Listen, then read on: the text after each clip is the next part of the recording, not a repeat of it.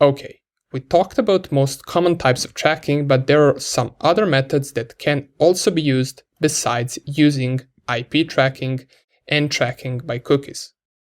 These ones we already talked about, and we also mentioned why does the website take this information from us, as well as why does the website allocate cookies to users. But besides these, we can also be tracked by certain scripts. These scripts are just a piece of code on a website that is used to track users and monitor what they do. Now, we covered one of the ways to prevent this somewhere at the start of the course when we talked about privacy and security in browsers. Disabling JavaScript can actually help prevent most of these tracking methods that are implemented by scripts. However, as we remember, there is a downside to disabling scripts, which is that some websites might not want to load until you enable them. Besides scripts that track you, you also have third-party websites that track you through the website that you are visiting. Third-party web tracking refers to the practice of which the tracker other than the website that the user visited tracks or assists in tracking the user to the particular website. This can be through embedded links, posts, or photos.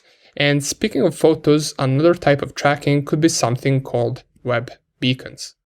Web beacons are typically used by third parties to monitor the activity of users at the website for the purpose of web analytics or page tagging.